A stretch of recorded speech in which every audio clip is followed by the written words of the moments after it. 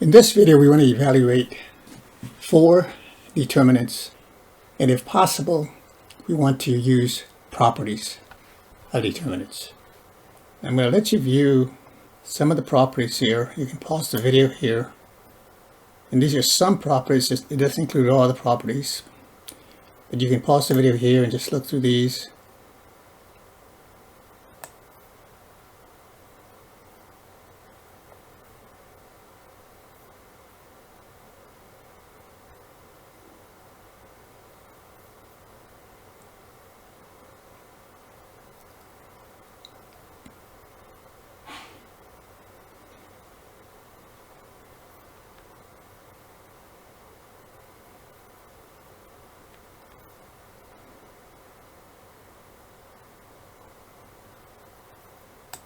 So let's go through these. Now the first one's a 2 by 2. Those are the easiest to evaluate. You simply cross multiply here this way and subtract the product the other way. So it's -2. It's -2 times 7. It's -14. And then it's minus the product the other way. -3 times 5. That's a -15. Double negative makes that a plus. So that's a -14 plus 15, which has a value of 1.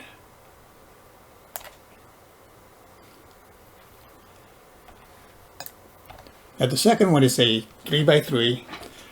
In the last video that we went over dealing with determinants, there's a shortcut. Of course, there's properties, and there's the expansion with minors. And we mentioned that the easiest way to evaluate a determinant is to use the row or column that has the most zeros. Because what you're doing is you're multiplying every entry of that row or column by its cofactor. So if you multiply by 0, it's going to give you 0. So it's easy to evaluate. So in this case, we have the first column with 1 0, the third row with 1 0. So we can use either column 1 or row 3. We can even generate zeros using the properties of determinants that I just showed you.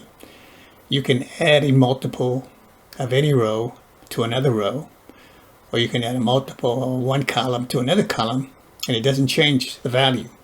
So what I'm going to do here is I'm going to work with row 1 and row 2, and we're going to do this.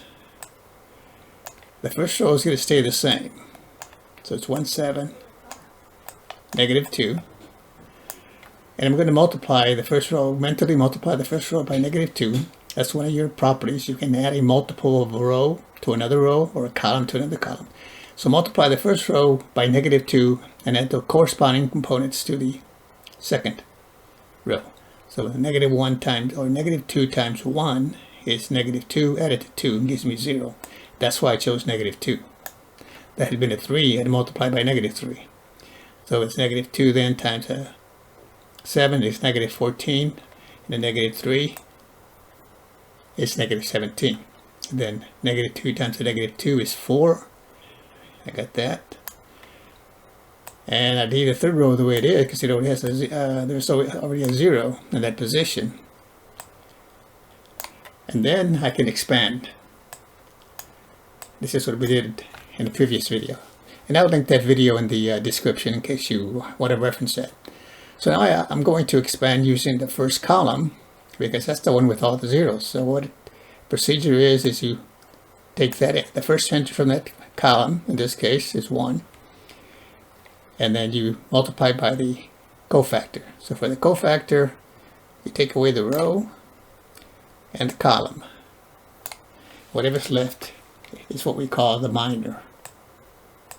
In this case, it's a 2 by 2. So it's -17, and then 8, 5, and a 6. Now if I didn't have zeros in the second and third positions there, in that first column, then I'd have to set up another one and multiply that entry by the cofactor, and the same thing for the next one. But since we have zeros, those entries are going to be 0, so we don't mess with them. Then the only thing we have to decide is there going to be a 1 here positive 1 or negative 1.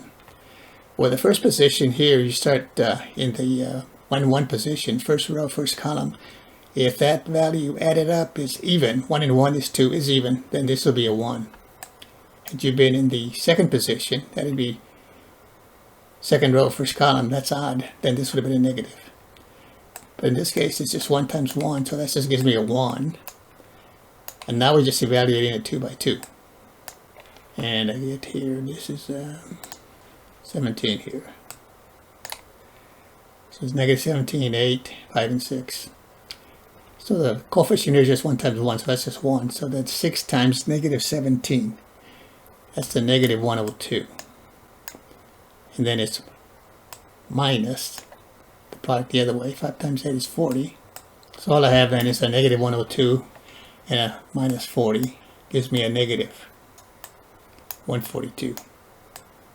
That's the value. Look at negative 42 for this one. Now the next one's a 4 by 4. And this is what we went through, one of the properties where you have a diagonal matrix, which in this case will be the determinant of a diagonal matrix. And that's a matrix where all the zeros, either below or above, or both, the main diagonal is right here.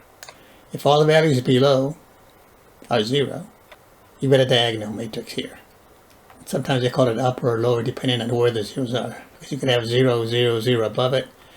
In this case we have it below. But anyway, if you have that type of situation where all the zeros below or above, or both, the main diagonal or 0, then the value of the determinant is just the product of the numbers you have in the main diagonal. Or just 2 times negative 3, negative 6, and then negative 5, though this will be a positive 30. And of course, if these numbers weren't 0, then you would look for other properties you could apply, or you can generate the zeros, just like it did in the second problem. Now in the last problem, we have a 3 by 3 again. And it says use the result of problem 2. So go back to problem 2, right here. The result was a negative 42.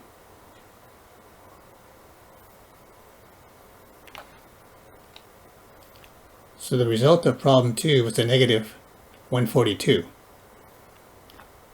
How can we get an answer to this one from that? Well, if you look at this, the determinant in the last one is the same as the 1 and 2, except the first column and the third column are interchanged. So these were switched. And there's a property that tells you that if you have a determinant and you interchange any 2 rows or interchange any 2 columns, just switch the position, the value of the determinant changes sign.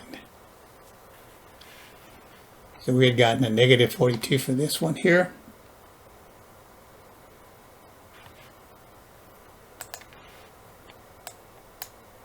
So the value of this one then is just the opposite, a positive 142. Thanks for watching. We'll see you next time.